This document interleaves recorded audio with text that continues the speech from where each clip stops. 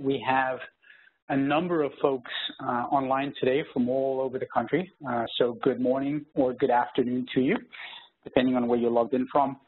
As a quick introduction, my name is Johan Norkia. I'm the Digestion Product Manager here at Milestone, and I will be giving today's presentation and then later on throwing it over to our guest speakers. So a little bit of an agenda, just what we'll chat about today. I'm going to give you guys a quick introduction just on Milestone, who we are, what we do, how we operate. From there, we'll go directly into metals analysis in the environmental laboratory, really what today's presentation is about. We'll transition over to talk a little bit about the microwave, more specifically, how it's changed and evolved to meet some of the needs of the environmental market. And then we'll do the lab profile. We have two guest speakers with us from EnviroTest Laboratories in Newburgh, New York. So I think you'll find their input and their feedback around their experience with microwave very, very valuable. And from there, we'll go right into the Q&A section. I know we have a lot of folks online today that aren't necessarily specifically environmental contract laboratories. As you can tell, the presentation is geared towards that, but I will certainly try as we go along to also speak to microwave in general, regardless of the type of samples that you are trying to analyze. So to get started, a little bit of an intro on the company. Milestone's been around for 27 plus years, and of course doing microwave in a variety of different fields. Digestion is still the primary field for which microwave is used, but certainly there have been sort of other avenues that have now been explored, extraction being a particularly interesting one for the environmental market, and we'll hear a little bit more about that later, and then also direct mercury analysis, which is also quite relevant. We have about 20,000 users globally. I have a partial user list up there, but as you can see, the companies, the industries, and more than likely the applications are extremely varied. And really, regardless of what industry you're in, if you're doing metals analysis in any capacity, the general trend has now moved towards microwave chemistry. I'm presenting from our North American headquarters, which are in Shelton, Connecticut.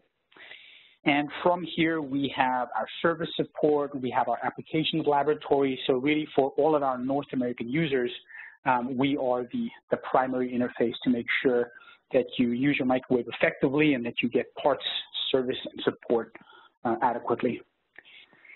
Milestone really does think of ourselves as a technology company. We've got about 30 patents out there, and we really think of ourselves as folks who continue to drive innovation and features in the market. We'll talk about it a little bit more specific later, but Milestone was actually very instrumental with the help of the folks at Duquesne University in getting some of these traditional EPA methods, 3015, 3051, pushed through. So certainly familiar with this market, but in addition to that, we simply try to innovate and really drive a lot of features that are today considered standard.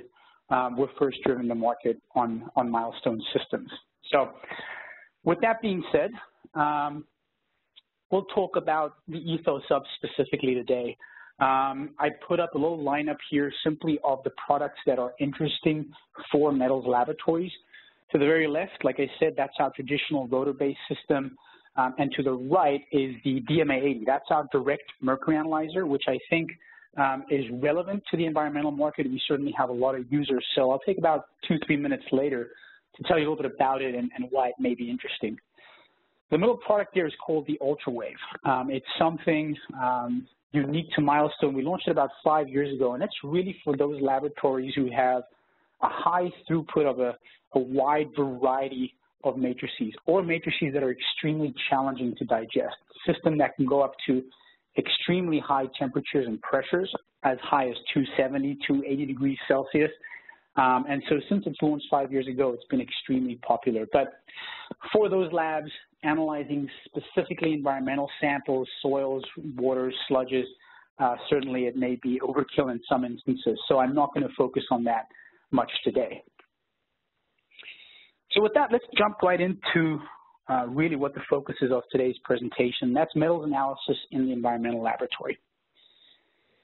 So that's a picture that is likely very, very familiar to many of you that are on the presentation today. As you can see, some samples that have now been logged in at the laboratory, and they're now stored in the fridge to get analyzed at some point.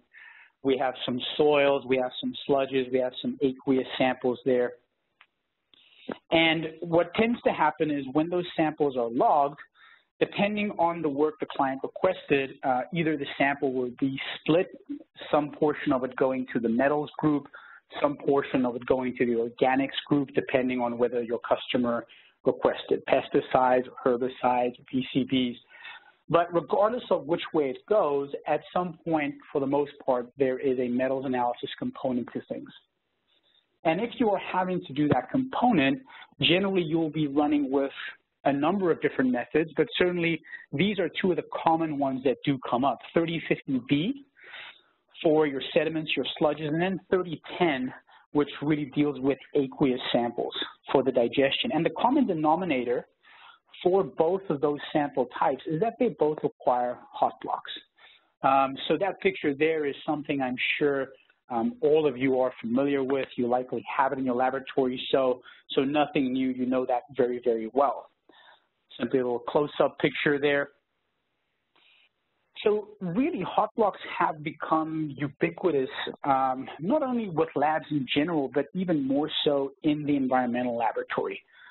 Truly, if you walk into any environmental lab, you will see probably not one, but multiple of those units sitting around. And so why has it become so popular? Well, it's pretty clear. A few different reasons. The first being that it's a relatively inexpensive investment, right? There are different configurations and different throughput options when you do buy a HotBlock, but for the most part, you're paying anywhere from 6 to 8K for one of those units, maybe a little more, maybe a little less. So generally not a very high capital investment. The second is that it's extremely simple to operate, right? There's not a lot of assembly or disassembly required. You simply slot your tubes in there. They are disposable, so there's no element of cleaning or dishwashing required. And last but not least, they can be very high capacity, right? So there are 36 vial options, 54, 96. So really you have an ability to crank out a lot of samples simultaneously. And so for those reasons, it's really sort of become standard practice in many, many environmental laboratories because the samples that you are processing generally are fairly routine. Nothing crazy or exciting like polymers or oils that potentially need higher pressures or temperatures to be thoroughly digested. With that being said, although the technique is effective, it does present certain challenges. The first, as I mentioned there, because you're in an open container, you have very limited temperature and pressure flexibility, meaning you're going to be at the boiling point of the acid at some point, and so you need to stay below that to ensure that you don't continuously evaporate things off very, very quickly. Subsequently, running on a HotBlock takes a very, very long time. Depending on the method that you're running, it can take anywhere from 3 to, in some cases, 6 or 7 hours, depending on the types of samples that you're analyzing. So even though you may be running many, many samples at once, they still do take a certain amount of time to get completely digested. Secondly, there is an element of babysitting required, meaning simply having to come back continuously add acids, making sure that things don't evaporate to dryness, which subsequently means that you have very high acid consumption. The other issue with dealing with an open system is the fact that you do have the potential of losing some of your more volatile elements like mercury or arsenic, which are generally tested for. In addition to those very specific technical challenges, there are also some additional considerations. Firstly, the fact that for certain methods, if you are analyzing for different analytes, for example, in tin or silver, you may actually need to add HCl, which then requires a separate digestion. Also, as analytical tools are becoming more sensitive, they're placing a lot more emphasis on that prep step.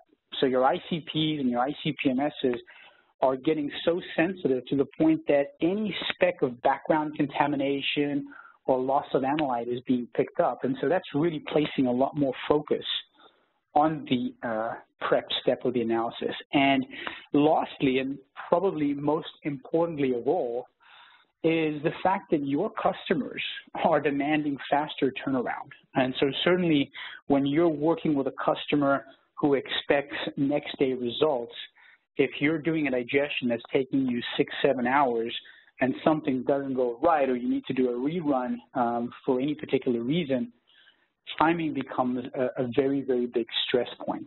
So because of those reasons, about 7-8 years ago, there was a big shift in the environmental industry towards microwave. And the reasons for that shift were pretty clear. Being in a closed vessel, you could get to higher temperatures very quickly. You could ultimately digest your samples faster. You'd get better data because you're in a more controlled, closed environment. You'd have less acid usage. And faster turnaround would obviously be beneficial to customers. And so the reasons for moving over was very, very clear. And subsequently, we had a bunch of methods released that incorporated microwave. As I mentioned earlier, the Ethos was actually used in the development of a lot of these methods that you see there, 3051, 3052. A lot of that work was done by Dr. Skip Kingston out of Duquesne University. And so certainly we've been familiar with these methods for a very, very long time. The problem, as with any new technology, is that it goes through growing pains. And so when you rewind to 7-8 years ago, when the environmental market initially started using microwave, there was some basic limitations with the technology. The first being that there wasn't a very good way of controlling for temperature. What we did on the initial systems is you'd simply set a time and a power profile, and you'd sort of hope for the best. The next iteration of that was setting a time and pressure profile. But really, that is also not a very good indicator because pressure really is a byproduct of temperature. Additionally, all the rotors that were designed for the system were pretty low throughput.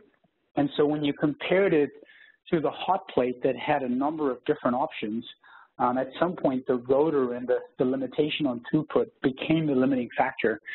And lastly, but probably most importantly, is that the vessel venting technology was very, very rudimentary in early stages.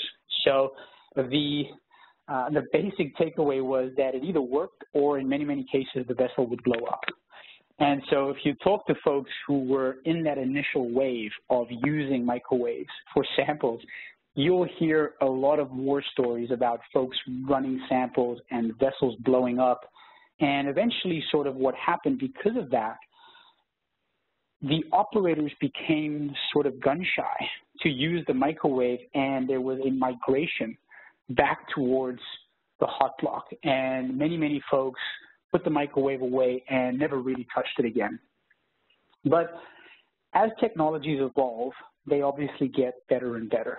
And so really what's happened now is that because the microwave is so much better at dealing with those early limitations, we're seeing a very big influx over the last 2 or 3 years of environmental laboratories coming back to microwave chemistry to really take advantage of everything that it offers. More flexibility, different types of sample matrices can be fairly easy digested. There's not a lot of acid usage, certainly less than on the hot block because you're not evaporating it off. Very good data, whether that means on the blank level or simply not getting a loss of analytes. And the key factor from a business point of view is that the microwave enables folks to turn around samples very, very quickly, which becomes a competitive advantage in the marketplace. So what I want to do with that background is give those folks who did buy microwaves and then did shelf them a little bit of an introduction and a quick overview simply on how we've evolved the Ethos to specifically deal with some of the challenges that the environmental market typically faces.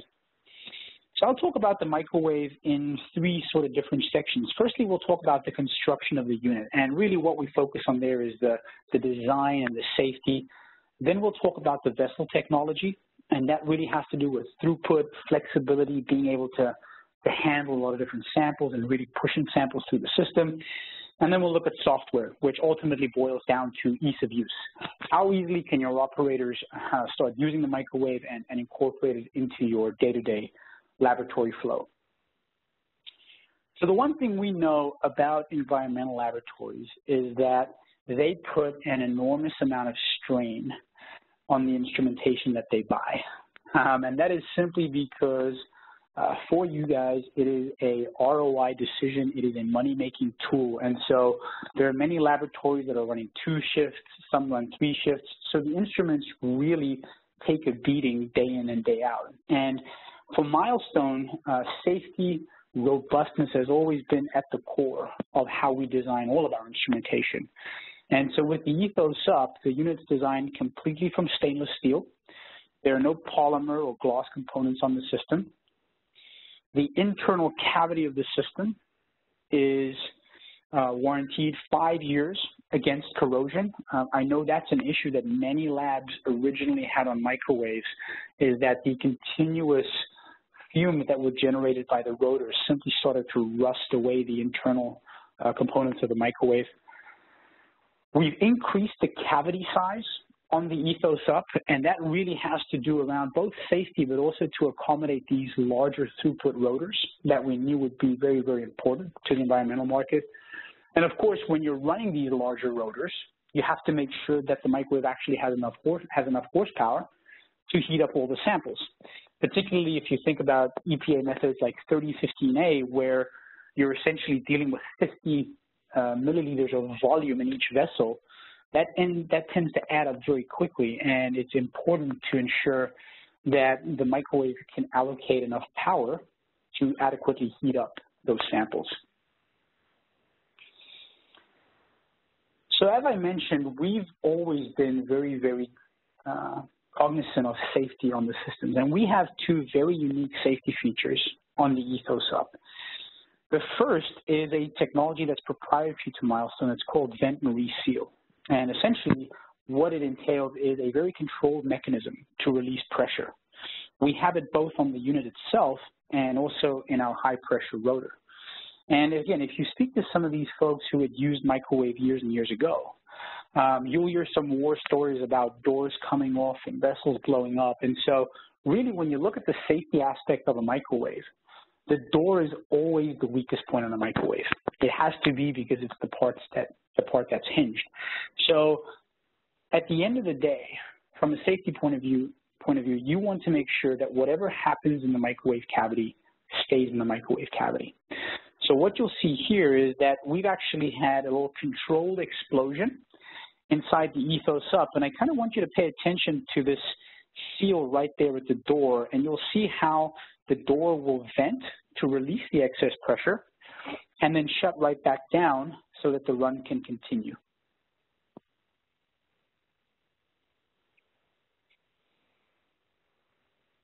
I'll do a quick replay for those who missed it. And whenever I talk about this feature with labs, I'm always very clear that showing this is sort of like talking about the airbag in your car. Right, it's something that hopefully you never see, and chances are that any one of our users has never seen this, but it is nice to know that in a worst-case scenario, the instrument and the microwave is able to deal with that from a safety point of view.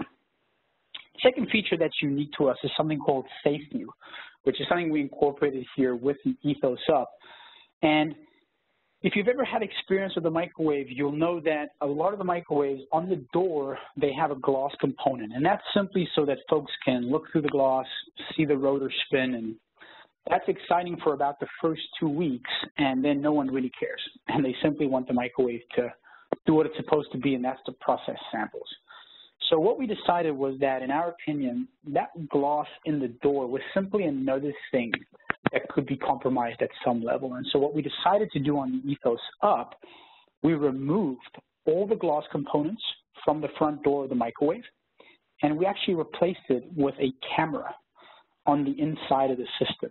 And so now we have an added element of safety, but we still give the operator the opportunity to look inside of the cavity to make sure that the samples are running according to plan.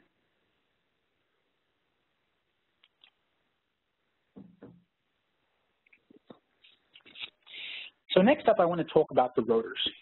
For those of you who are familiar with microwave, you know the rotors are sort of at the heart of the microwave system, and that's ultimately where your sample and your acid goes into. So it's really sort of the limiting factor when it comes to microwave systems, because these rotors, there are a bunch of different designs, but each design is sort of unique in terms of the temperatures and pressures and subsequently the samples that it can handle. For the Ethos UP, we designed two brand new rotors. The first is a high pressure rotor, which I'll tell you about in a little bit. And the second is a high throughput rotor, which is really specifically geared towards the environmental market. It's called the MAXI-44, and as the name implies, you can see there that you can digest up to 44 samples simultaneously. Specifications, it's rated to about 300 Celsius, 35 bar, but your day-to-day operating temperature is closer to that 200 range. System uses contactless IR, so no need for a probe. And the one thing that we really wanted to focus on and that we knew from market feedback is that labs really want the assembly that's associated with these vessels to be as simple as possible. So the more components you add to the vessels, the bigger the headache becomes down the line. So for the MAXI, we wanted to keep it at an absolute minimum. There are only 3 pieces to the assembly, so very, very easy to do. And like I said earlier, this rotor is ideal for those laboratories that are running very routine samples and very routine applications, which certainly the EPA methods would constitute those. So ideal for those labs who are just processing soils, waters, and sludges. Here's a quick video of the assembly. Like I said, we wanted to keep it very, very simple. Not a lot of components. There's just 3 of them, a little cap that sits on top, and then a screw-on cap that goes all the way in. And then the vessels just slot into the rotor. At 44, it also gives you nice throughput, so you can keep up with your sample needs. The one thing that we also know from laboratories is that the more components and the more things you add to the assembly and running the system, the harder it becomes, both in terms of writing SOPs and following those SOPs, but also in terms of having to replace different components as they invariably break down. And so what we did with the MAXI rotor, we removed the need for internal temperature control. And so how the system works is we have an IR sensor that sits on the side of the microwave, and that will simply move around and measure the temperature externally of every single sample that passes by. As you can see on the right there, at the end of it, you'll get a screen that actually gives you the temperature reading for every single sample.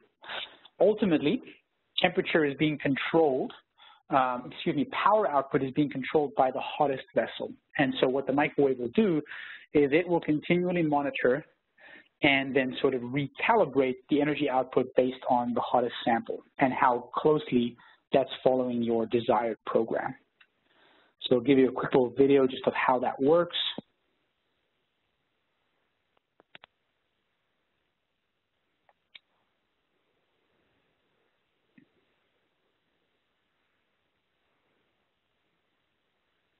So on the MAXI, there's no need to deal with probes or anything else. Simply put the rotor in the microwave and hit start.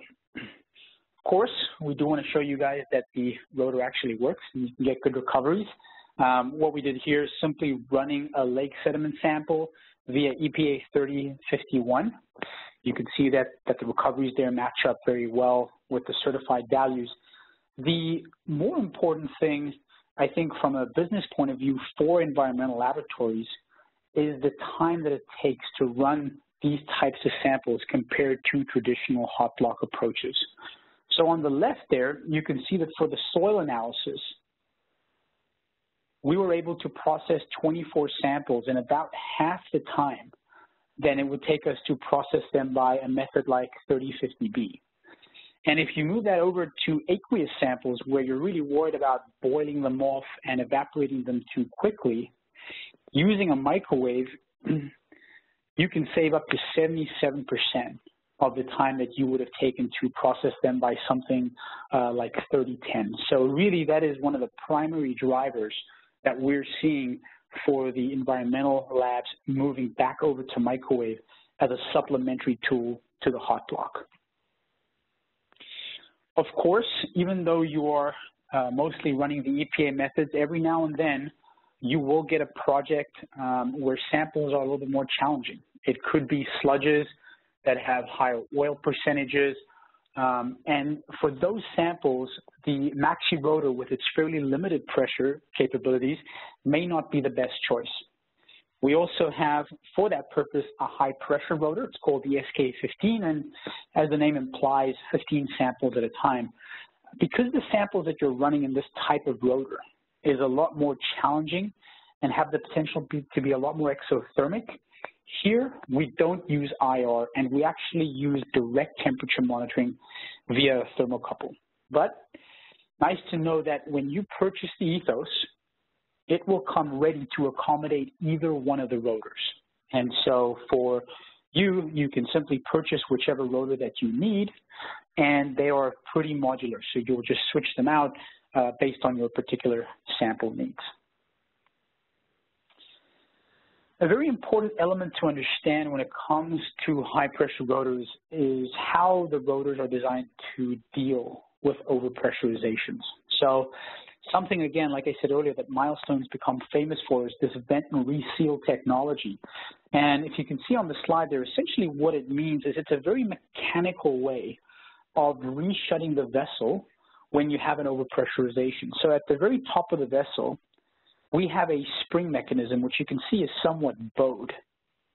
When the pressure inside of the vessel exceeds what it can handle, that spring will flatten, enable the cap to lift off, and release the excess pressure. Once that pressure inverts again, the spring will flex back up, and it'll shut the cap right back in place. The run then continues, and you can analyze that sample just like you would analyze any other sample. The second type of venting mechanism is called self-regulating vessels, and that's actually the technology that we use on the MAXI rotor. It is a less robust mechanism to reseal the vessel, and the reason that's okay is, like I said earlier, the MAXI and most high throughput rotors are medium pressure, and they're really designed for more routine samples. So when we recommend that rotor, we are certainly not expecting to be running samples that have a high tendency to generate a lot of pressure or that require a lot of temperature. So the very far right there is what's called burstless technology. And if you can remember back to the start of the presentation when I said that a lot of the vessel venting technology was very rudimentary, this was the type of technology that I was referring to. What burstless essentially is that on the side of the vessel, you have a membrane. Think of it as a contact lens. And that contact lens is calibrated to handle a certain amount of pressure. If the pressure inside the vessel exceeds what that membrane can handle, it bursts, as the name implies. And what you have, typically, because that happens at such high temperatures, you can have spewing of the acid, which then subsequently means that you're losing your analytes, there's cleanup involved, and you definitely have to redo the run. So, like I said, that is getting somewhat phased out. There are still a few units out on the market that utilizes that technology, but for the most part, it's being phased out of the systems. Again, I wanted to give you a quick idea here of how vent and reseal works. You can see at the top there, the spring flexes, and then the torque back down on the vessel ensures that we're actually completely resealing the vessel so the run can continue. So as I mentioned, there's two different rotor options. For environmental lab purposes, I think the MAXI-44 is the most attractive option, simply the ability to run a lot of samples simultaneously. Geared for the EPA methods and very easy routine applications. If you're getting a project every now and then that's more challenging, high oil percentages or potentially some polymers in the mix, then you definitely want to consider the SK15, the higher pressure rotor, to get adequate digestion. Last thing I want to talk about is the software on the Ethos.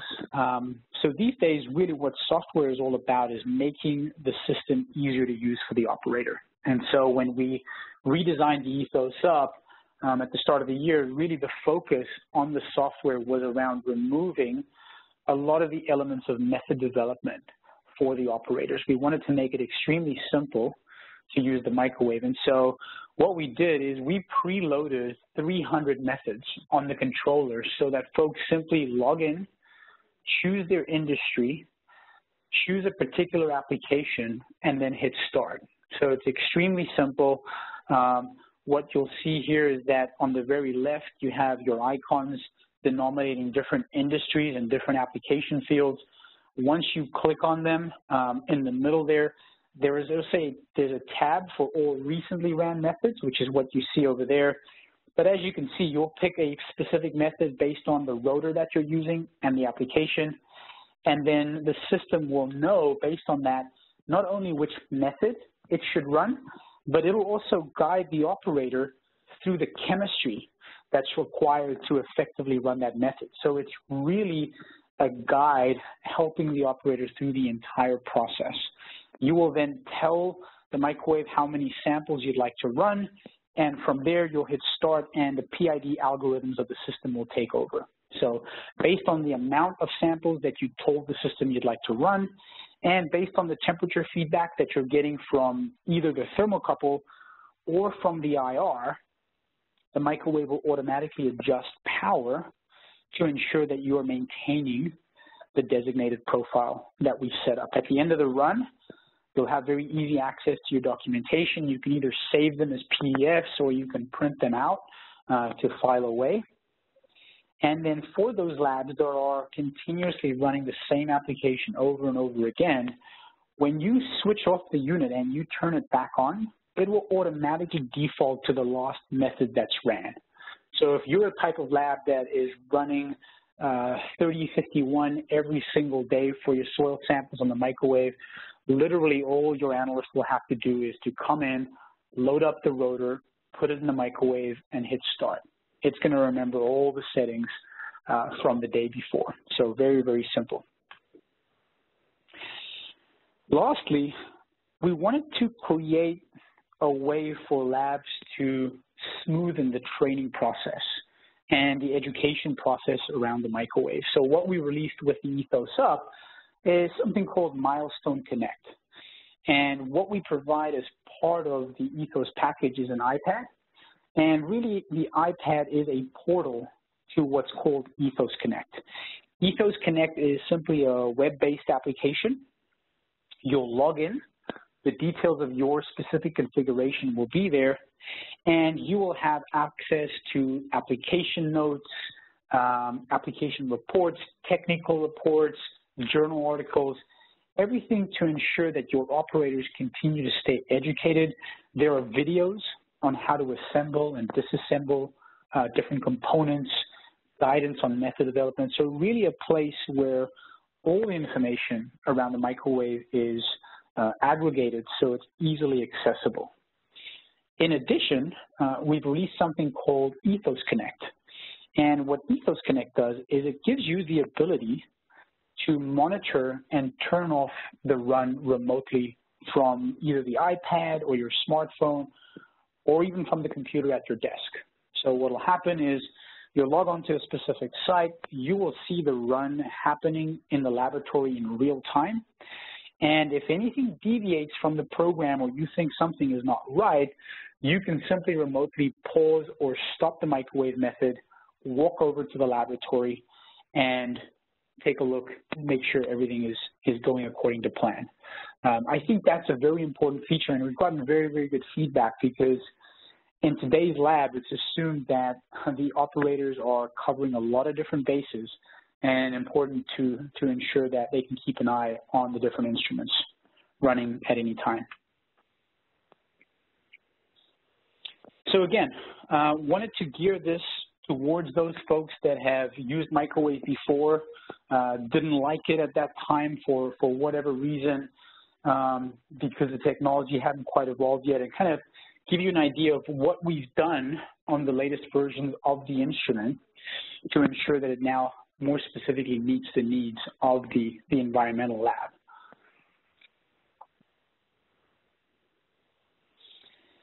Like I said, I wanted to take 2 minutes to tell you about the direct mercury analyzer. It's something that is extremely popular in the environmental market. Folks really love it.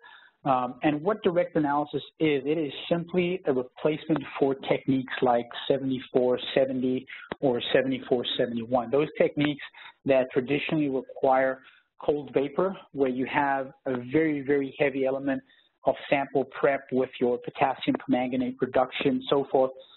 What direct analysis, the benefit that it offers is that, as the name implies, there is no need to prep samples at all. So you take your soil sample, it will simply get loaded into a boat that goes into the instrument. There's a thermal decomposition step. Mercury is liberated, travels through an atomic absorption spectroscopy, and then gets analyzed. The total process takes about 6 minutes. And so it's something that has been extremely popular with environmental labs and something they benefit from greatly. So with that being said, we've told you all the reasons why microwave is so great and why you should definitely look at it again. I kind of wanted you to hear it from an unbiased source. So what we'll do now is I'm going to open the floor up. We are very happy to have Renee Cusack and Alicia Labar with us. They're from EnviroTest Laboratories, and that's in Newburgh, New York. They have 2 microwaves, one with the metals department, one with the organics department, and they've really seen some benefit from using the system. But also, I really asked both ladies to really be open about the pros, cons, and really just how they've experienced having this type of capability. So we decided the best format for us to do this in, I'm going to ask both Renee and Alicia just a couple of questions that I know typically come up from talking to a lot of laboratories, and then they'll give me some feedback. But certainly, if you have questions, please enter them in the Q&A if they are for Renee or Alicia specifically, and we'll be happy to funnel them and address them as we go along. As I said, just a quick little bio there for both ladies, and I think what you'll see there is that they've been at this a very, very long time. So certainly both Alicia and Renee, they've spent time as the actual analyst, but now also in more managerial roles. Renee now is the laboratory director. Alicia is the organics technical director. So they can really speak to incorporating new technologies and microwaves specifically from a bunch of different vantage views, both as the operator and as the manager. So I'm going to open it up here. Renee, can you hear me? Yes, I can. Can you hear me?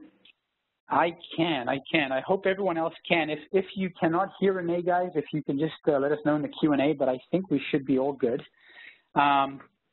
So Renee, I've given the introduction there, but didn't really get into the specifics of EnviroTest as a company, as an organization. Can you give us a little bit of a feel just for the laboratory, how you guys operate, number of folks on staff, and sort of the general feel for the lab? Well, we are pretty close to a full-service environmental laboratory. We have 25 people on staff.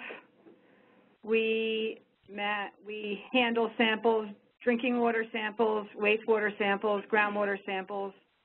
We're starting to do a large amount of soil remediation work. We have microbiology, wet chemistry, metals, and organics here on premises. Gotcha. And for the operators in all of those departments, they're a little bit of jack of all trades. They all need to be able to handle the different instrumentation. Absolutely. The person who does the metals digestions might end up helping out do BODs or do percent solids on samples that came in that he has to analyze, and the percent solids haven't been done yet. It's important for the percent solids, especially for the organic people. The percent solids have to be done before they can put their samples into the microwaves. Got it. Perfect. So in looking sort of at the metals specifically, I know you guys you've obviously been at it a long time, and you have both the traditional, you also have the microwave now. What's sort of been the approach to metals analysis in the lab for you guys? Well, initially, in the old days, it was all hot plate analysis. Then when the microwaves came out in the late 80s, early 90s, we purchased two, and we had the very early ones that had the capping stations that were chain driven, and you really had to make sure the caps were tight. And we had probably 4 carousels of 12. We did a lot of digestions, but it became very cumbersome in the cleaning. The cleaning was very difficult. We were starting to pick up and have to rerun a lot of samples for contamination. So we bought some HotBlocks when they came out and increased our throughput and had disposable glassware and didn't have to worry about the cleanliness so much. Then, as the business has become increasingly more competitive and the customers are expecting very quick turnarounds, it's important that you be able to process your samples faster. So now we're back into doing microwave digestion, and we also still do a considerable amount of block digestions. Got it. So it's a bit of a combination approach. It's not really one or the other. Exactly. With the soils, we've completely gone to microwave. There's no contest. The amount of time that you spend digesting a soil sample on the hot block makes it totally inefficient when you look at the amount of time it takes in the microwave. Got it. And was that sort of the, you know, again, like I said in my presentation, I think it's really a driver for many labs is the turnaround time. Is there any, it sounds like that was a factor for you guys as well. Is there any other factors that were really drivers towards, you know, revisiting microwave and bringing it back in-house? Between the quick turnaround on the soil samples, when you have engineering crews out in the field and they're taking core samples, they want their sample results in 48 to 72 hours. And the only way you can really do that for recro metals is to do them in a microwave. If you have any reruns at all, then if you did them by hand, you'd be in big trouble. And also doing TCLP extractions, you're doing them by method 6010, the analysis, which means that if you're analyzing for silver, which is a recro metal, you have to do 2 separate digestions. You have to do a 3010 and a 3005, which requires double the amount of spots on your hot block. And the extraction takes 18 hours, and then the digestion takes another 6 hours. And if somebody wants 24-hour turnarounds, you don't have time to run the samples. Got it. Yeah, that's a huge driver. Doable. Gotcha. Very good. Renee, I know a question that probably everyone here has that don't already use microwave is the question around certification, bringing the microwave in-house and actually getting to the point where you can now use this thing to run samples and generate some revenue. I know it's obviously very state-specific, but can you give the audience just a little bit of an idea of what that process typically looks like, the certification process, how long it generally takes, you know, from getting the system to actually being able to use it to generate revenue? What you basically have to do in New York to put your application in is you need to have an SOP.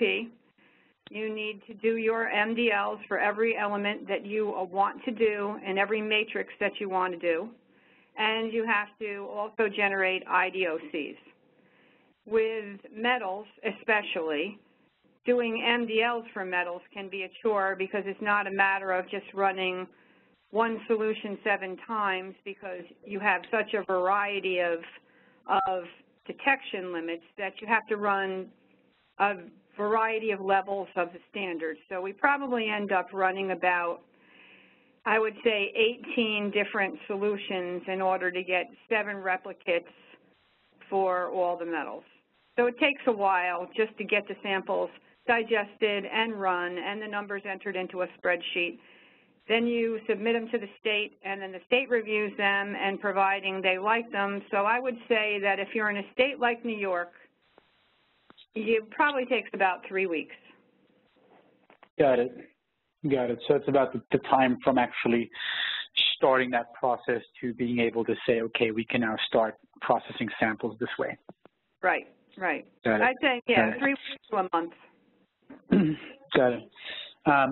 Lost you, Renee. So you guys have now used sort of both approaches, both the hot block and the microwave. What would you say from a managerial point of view, when you look at it in its totality, the takeaways in terms of the ROI benefit? I know that's important to a lot of labs. At the end of the day, it's a business, and this is a tool, as a means to that end.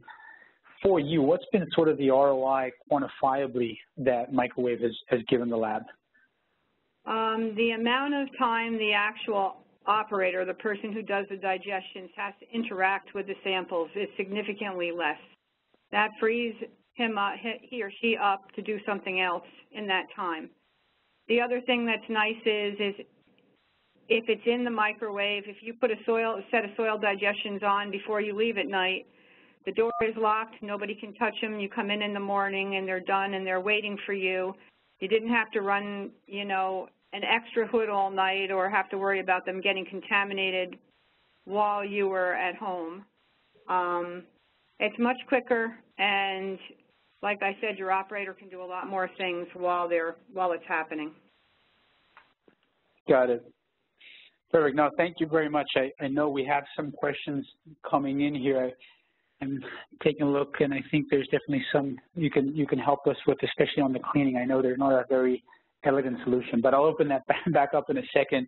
I wanted to quickly bring in Alicia. So as I mentioned earlier, everyone, Alicia is the Organics Technical Director for EnviroTest, and one of the things that we do see a lot with environmental laboratories is that they like the ability to have systems that can cover multiple bases. Now, certainly here in the case with EnviroTest, they ended up having enough throughput to justify buying 2 separate systems to do both, one for the metals and one for the organics. But a lot of labs take a while to reach that point and subsequently like the ability to have a system that can cover both bases. So with Alicia, I'm not going to make it as specific as the questions with Renee, but if you could maybe just tell the audience, for you guys on the extraction side, what the traditional approach was, what some of the drivers were going towards microwave, what you sort of had hoped you'd get from it, and ultimately what you found the benefits have been since making the switch to microwave. Yes. Yes, I could reiterate a lot of what Renee said, which is similar for us. And just to give you part of a little bit of the organic department history, for a very small portion of time in the approximately 40-year history of EnviroTest, when it was owned by a different company, they had taken a lot of organic tests and sent them to another facility. So approximately 2011, we were faced with rebuilding our organics department from the ground up. We had some equipment, which was a sonicator, and of course that was the more traditional approach. And anyone that's used sonicator knows it's not one of anyone's favorite method. And so as we started to build up tests, and I believe it was first semi-volatiles, and then we went to pesticides and PCBs and then diesel range organics, we had first thought about it for semi-volatiles, and we know about the success in the method. So what we've been using is method 3546 for our 8000 series methods. And what has happened is that we didn't, we wanted to go with microwave #1 because Renee had good success with it, and it was being marketed by Milestone and other companies that way. And it did provide immediately a very quick way to get excellent results. And it has allowed us to build up our organics department and keep adding tests with very little change in personnel, because we are able to do exactly what Renee is talking about, where you can get a couple things accomplished. You know they're safe in the microwave. You can go on to another task. And also, too, we might set something up just before we go, and then they're waiting for you in the morning to finish that batch. Or we can, we have 2 rotors and 24 plus another 12 vessels, we're able to get a few different types of microwave throughputs and then tend to them as we can as far as the filtration and the concentration step provides. And I can tell you, hands down, that in this particular industry where we are trying to satisfy a lot of turnarounds with a lot of complicated tests, this has been an excellent tool for doing that. It gives us so much flexibility with our personnel and with our analyses that I don't think we'd be able to accomplish it otherwise. Got it. No, thank you very much. I appreciate the very thorough answer. So, no, with that being said, I think we can move along to the Q&A section here. Maybe a question, Renee, while you're still on the line, can you speak a little bit to cleaning of the vessels? Certainly, you know, it is traditionally been a part of the challenge with microwave. It continues to be, certainly when you compare it to a hot block, it continues to be a little bit of a pain point. But can you tell the audience just a little bit about how you guys have handled that and sort of as best approaches you've been able to figure out so far? Yes, what we do is after we are done with the vessel, it's washed with soap and water, it's washed with DI water, and then we actually put it into a bin where we soak it in 1-to-1 nitric.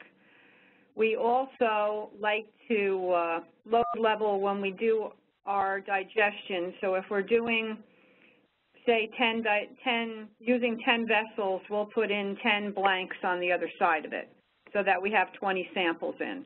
So we'll take a vessel that's been washed and cleaned and put some water in it and then also microwave the water in the process, so they actually get kind of like a hot bath treatment to clean them. And we've had pretty good success keeping them clean. I would like to be able to figure out a way to get some kind of a spongy material down in there with the soil digestions, because sometimes the soils can stick, and we've had a little problem trying to get the sediment out of the bottom of the vessels. But we're still working on that. Got it. Gotcha. Alicia, for you guys on the organic side, what's the approach there as far as cleaning? I know there's some disposable options, but what's sort of been the general protocol on that side? We have been using the glass sleeves that you can purchase from Milestone. We find that helps preserve the Teflon part of the vessel.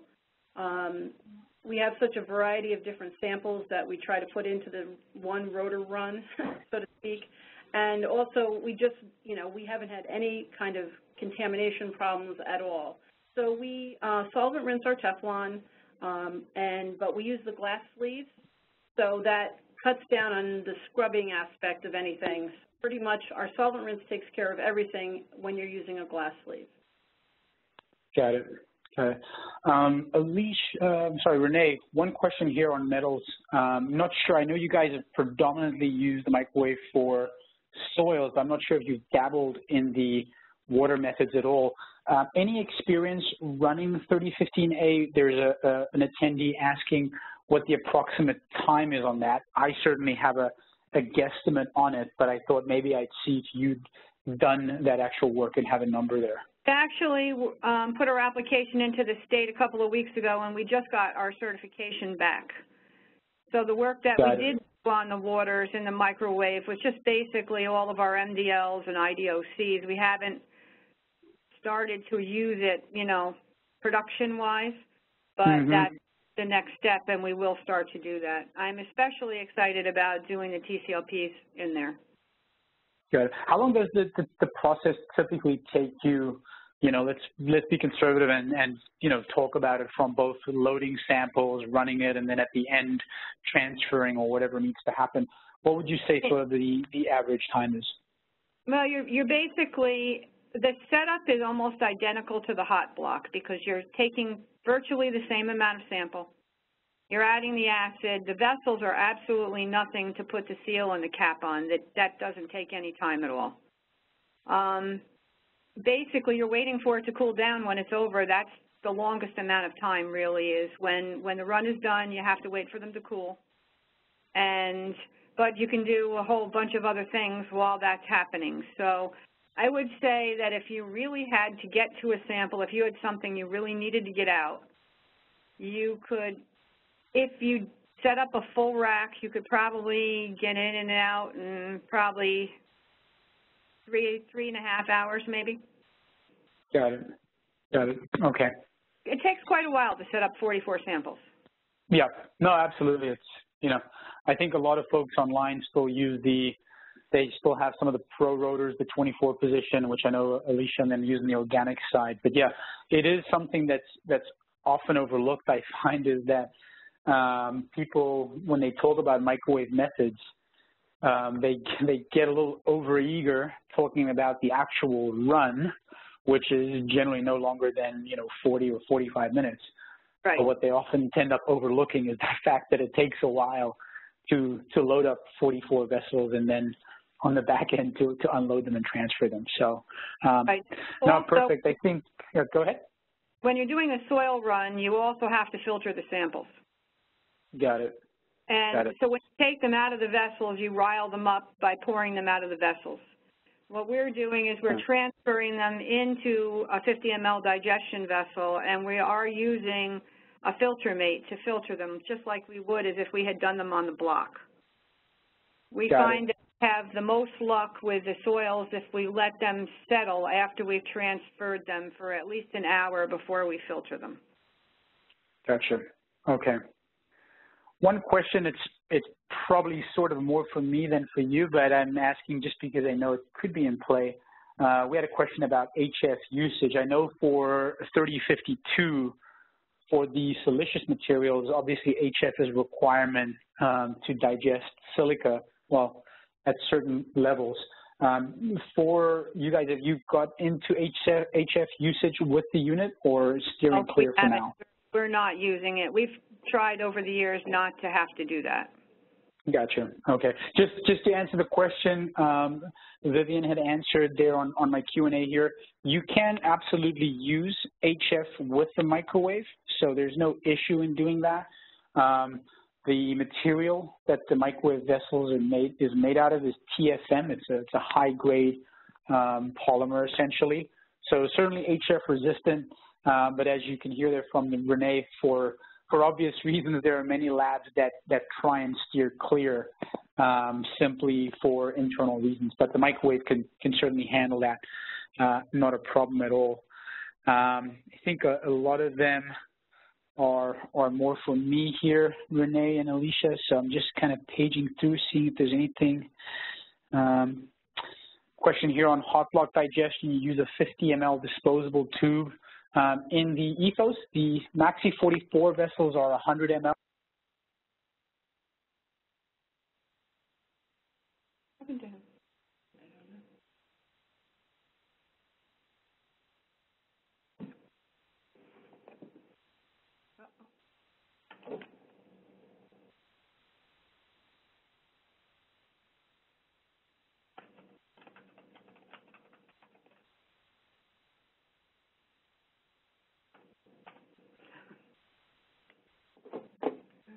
I know. Can I get on? There you go. Can everyone hear me? Sorry. For some reason, we just cut off there. But so to answer a couple more of the questions, with the Ethos UP, as I mentioned, the MAXI vessels are 100 ml, so slightly larger than you'd have on your traditional HotBlock approach. As far as which type of solvents and acids you can use, I don't have any particular restriction on acids or solvents, so really typically the solvents that you're using day to day, very likely you can use in the Ethos. Shouldn't be any restrictions on the acid side. Nitric acid, HCl, some peroxide that some folks want to use, certainly those are all permissible, HF if you need to, so forth. I have a question here about ashing polyethylene. We do have a microwave ashing system, and so depending on the temperatures that you need to reach, ashing is typically done at much, much higher temperatures. Depending on that, certainly the ashing is certainly an option, can be done. Covered how long a digestion takes.